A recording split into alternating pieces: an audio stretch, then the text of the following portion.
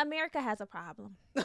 America has a problem. Dun, dun, dun, dun, dun, dun, dun, dun, I dun. feel like we are being gaslit into thinking that we need to work fucking harder or we're lazy when there's a bigger issue going on. Because I know for a fact that I'm not lazy. I have some of the best work ethic. I am willing to work. I enjoy working. I put all of my energy and effort into whatever I do. And I'm resourceful, thinking of ways to make more money. But the reality is, Right. as a millennial, inflation is beating our asses. I am being jumped. Exactly. My bills. My bills are jumping me. No, it is. You know, it's funny that you said work smarter. They are making it seem like that's the key. We're being gaslit. It's like work harder. Work more. You just got to get out there and make more money. But the real issue is, y'all, the tide is stronger.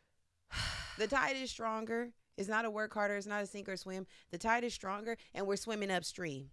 Baby. That's the real issue. Things have changed. It's not us. It's the fact that we're not living in the same reality that our parents, our grandparents were living in. Shit is really, beating our asses. We aren't. And that's, it's been discouraging. I know. It's been very discouraging. And we've had these conversations amongst ourselves. And amongst our friends. We've had these conversations amongst friends. I've seen it all over. We are all feeling this. Yeah. And it's time for us to have this conversation on the platform. It's time for us to have because it if we're feeling it and we're talking about it, we know y'all are talking about it in your group chats. It's a thing. It is a thing. And I'm just like, the reason why I'm feeling discouraged is because as a solution-oriented girly, y'all know that's the type of girly I am at this point. If you've been here, I'm feeling like, oh, what's really the solution? Yeah. You know, like what is really the way that we overcome this? Because like you mentioned, we are middle-class girlies. We grew up middle class. When we were growing up, our parents did what they needed to do, and they were able to provide a good life for us. I was thinking about how all my friends in high school, everybody had a house. Everybody lived in a house. Everybody had a car. Yeah. In my everybody had a car. Oh, in your household. I'm saying in the even like the people I went to school with, all of the people I went to school, we were driving. Yeah. In like 10th, 11th grade. Like that's a real middle-class life when your fucking family can afford to like provide the children with vehicles. Yeah. We all had houses. We actually have bought 2 houses. Like we had one house, our first house, and then we moved, and that was an even bigger house. We had activities, jet skis, Sea-Doos. We went on family vacations every year. Like, you know what I'm saying? I'm thinking about how we all were on planes going to Disney World. Yeah. And I had a big family, like 3 siblings. My mom and my stepdad, you know, and we were really making shit shake. Yeah. And then when you come to present day, it's like you could barely afford to take a trip. Fuck a family. You can barely afford to have a family. Yeah, that too. You can barely afford to have a family, and then the Generation X, that's like our parents' generation. That is our parents' generation. Not our parents directly, but a lot of people's parents are like, when are you going to have a house? When are you going to have children? Yeah. It's becoming harder to hit those little milestones that signal adulthood. I know that a lot of us are like adulting already, and that's like sort of a running joke between millennials or amongst millennials is like, we are these people who are going to always live with our parents. Like, you know, it's like this adulting versus being an adult, like the activity of adulting. It's becoming more and more hard to a fucking adult. It is. That's the real issue. We are fucking grown as fuck and barely can adult. We can barely adult. Most of us can barely adult. Yeah. Inflation is up 3.67%.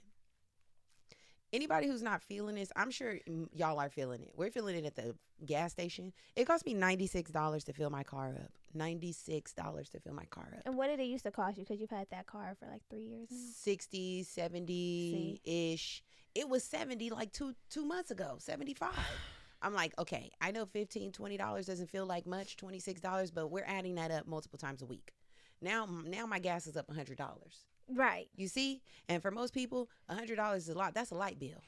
Listen. That's the internet. Okay. It's a bill. Now I'm paying more to fill my car up. It's a bill. It's bills. a subscription to do something that you enjoy. It's a lot of things. I'm like, ooh, that's part of a student loan payment. And that's you really the keep thing. It too virtual. Right now, inflation is up 3.67%. But since the 90s, inflation has gone up 67%. 67%, while the wages have only gone up 18%. Yeah. Baby, the math is not mathing. And like you said, we're adulting to do the things that we need to do. But as inflation keeps increasing, we're not going to be able to do the things that we want to do. Right. And we put way too much time and energy into going to work every day just to work to live, and damn near barely able to do that. Yeah. The discretionary income is Dwindling. It's going down. It's going down. It doesn't make any more. It doesn't make sense anymore. It's literally, it stopped making sense. Yeah, it stopped making sense. It's not making. It stopped making sense. Sense or sense. So, since we're in this conversation about inflation, we have some stats because we are girls with numbers. Period. So, WTW survey, a U.S. companies conducted in early 2022, y'all, reported that employers were budgeting an overall salary increase of 3.4%, which was less than half of the inflation rate of 7.9%. This is an issue. It is. This is an issue. If inflation, like you just mentioned, if inflation is up but the wages aren't up, we cannot meet the mark of being able to sustain our livelihood. The goalpost keeps moving. The goalpost keeps moving. And even though right now inflation rates are trending down, luckily, but although they still motherfucking high. Yeah.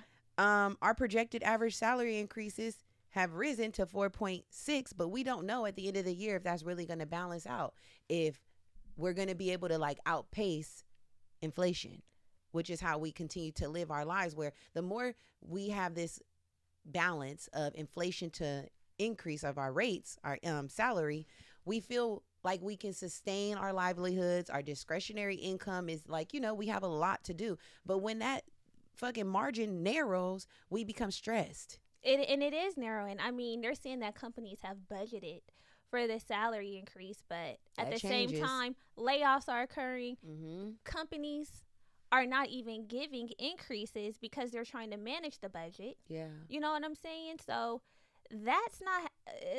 And I think something that we also don't consider is like healthcare has gone up. The price of people even paying for their healthcare. Oh yeah, that go up every year. But that's not being considered in your salary.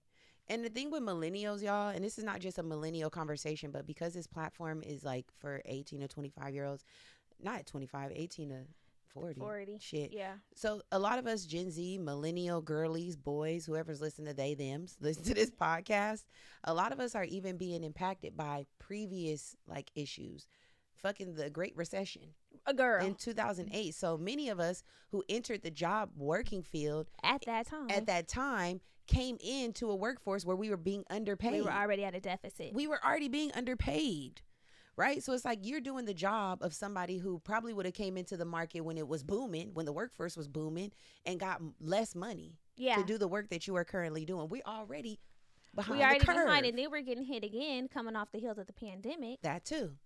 We get into the workforce and then that happens. The millennials are really getting their ass beat. We are. The millennials, we are really getting our asses beat here. Yeah. Because we came in at a deficit, and we've been having this conversation about the middle class disappearing. Baby, the middle class is gone. They've been talking about this middle class disappearing since the 1970s. Yeah, and now we're here. And now it's, been slowly disappearing. Yeah. And I know that it seems like this is just a new topic of conversation now because of the point where we're at in our adulthood.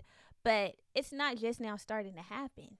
Yeah. It's happened. It's been happening, and I think as like younger adults, we hadn't felt the real strain of inflation like the way our parents might have been feeling it at some point, paying for things. This is the first time that many young adults are being hit with like, whoa, what the fuck is going on out here? Right. It's tough. It's a reality check. And the thing is, the difference between us and our parents is a lot of them have already established some things for themselves. Like a lot of people's parents already own homes, on lakes, and these big nice homes, the Carsons and the Windsor Hills and the Ladera Heights, they already had their shit set up when the middle class was booming. And we're trying to think about, why is it costing $800,000 for a condo or a townhome that shares walls? Listen, that's the issue, and we're still getting it. Like we're still feeling it. It's like, so hard. Girl, I had looked up. So they're saying like the whole goal back in the day was like, make your $100,000, you're going to be able to really live well, because our parents were making much less Yeah. and able to do what they needed to do, right? But now, because of inflation and the way that it's changed, they're talking about $300,000 is the new $100,000. That could never be. They're saying $300,000 is a new $100,000, and they're right, because in Los Angeles, where we live, if you make $100,000, you're considered poor. Your rent should be like 2,300 max, based on like that 40% rule. Yeah. But the average rent for a 1-bedroom in Los Angeles is $2,700. Yeah. So y'all telling people that they can't afford to get an average apartment? That's what they say. That's not right. It's we not working right. 40, 60 hours a week. I strongly believe that anybody who's going to work at any rate, whatever that is, minimum wage, $100,000, I don't give a damn what it is, should be able to provide a safe shelter environment for themselves that's not run down in poverty, be able to put food on their table and quality clothes, food. Yeah, on their back. Fucking, if you drive a car, gas in your vehicle. I strongly believe that. And service for car. I don't think. No, the car's got to be serviced. I know. I'm talking about bare necessities. That's a bare necessity. It pains me though to know that people can barely afford rent. That people can barely afford to go to the grocery store. Y'all, groceries are a sick amount. Sick amount. You remember when we used to go to the grocery store with $50? Baby, and run it up. The way it used to be in Winco, a basket full of things. I mean, 70 was like, I'm really doing even something. I remember like before COVID hit, because we were doing the envelope system. Yeah. So I was setting aside my like taking out cash and putting my money in the in different envelopes for my different expenses. And my grocery each week was $50. I know, mine too. Each week I was getting my stuff for the week for $50. And that's why it was more cost efficient to eat at home. Right. Because it's like you could go out and get a meal and you're going to spend $50 to $60 each time you sit down. But if you go out and get your groceries, then you spent what you would spend on a night out and for the week. For the week. Yeah, it don't make that much sense no more at this point. You damn near might as well Uber Eats all your food to your house. Okay, you no. might because once you pay the delivery fees and stuff, but you could easily eat you out can go every out day. And buy you some. could go to a Chipotle. You could go to a wherever the fuck. These places, a Chick-fil-A, a few times a week, and spend less on groceries. Yeah, you really can. And it's not right. Yeah, it's not right. I hate it for us. I do too. I hate it. And we have this debt because of college. Yeah, the student loans. We're the college girls, so and boys and people. So it's just a lot. What are your concerns about the current economy? Is there anything that feels really daunting to you as it pertains to money? I think it's depressing to not be to really be a middle class girl and not be able to get all the things that I really desire. Like home ownership is a desire of mine. Even moving into like a nicer building or a nicer area, just like progressively moving up. Like you mentioned about the cost of housing, I don't want to spend $3,000-$4,000 on a 1-bedroom apartment to be like I live in this particular area or get the things that I want. I feel like that is insane. And if you are out there doing it, great. I just don't want to spend my money like that because I know that other things are going to suffer as a result of being able to pay for it, but not necessarily being able to afford it. Mm-hmm. So like housing, student loan debt. Student loan debt is sickening as fuck. I hate that for me. It is. I think those are my biggest two woes. The other things I don't mind. I could keep up with. Luckily, y'all, I'm in a Dink household, dual income, no kids. But even in a Dink household, like it's not lost on me that it's hard to like leverage. Yeah. To leverage the resources that we have because the goalpost keeps moving. Things keep changing. Long gone are the days where you could pull up and get a nice apartment for $2,500, 2-bedroom. In a nice luxury building with a gym in it. Listen. You're not doing that anymore. 2 bedrooms, baby, you $3,400. Listen. You $3,400 out the gate. And I'm just like, listen. My thing with my partner has been, if we want to go that route, then we got to forgo home ownership. Because anybody who owns a home, anybody who's ever been in the process of home ownership knows what it takes to get a home. And maintain. It's beyond getting. Yeah, there's a lot of sacrifice to get to the point of like, here it is. We've made it happen. So I'm all for listen, we just want to live. We want to live. But then we're going to have to get rid of the dream of we going to buy something. I feel like the dream is antiquated anyway. Yeah. The homes here are like 800,000. The down payment is 40,000. You put that down and you still have a $6,300 mortgage, and then you have to pay when shit goes out, like HVAC or all these things that aren't majorly minor. You can't just call up maintenance. But the issue now is that rent keeps going up. Rent keeps going up. You can't keep up with rent, and that's the I guess pro of home ownership. Like you in can a sense, but there's still a large gap between the rent going up and you're already coming in at a very high point. And it just really depends on what you desire, what you want, and like what you could get something for lower. You can, but you just said you want to live in a nice environment. I do. You know what I'm saying? So yeah, you can. It's just get stressful something all for around. lower. See that? Like I make good money, y'all. I make great money. And it's still an issue of, but the shit is high as fuck. It's high.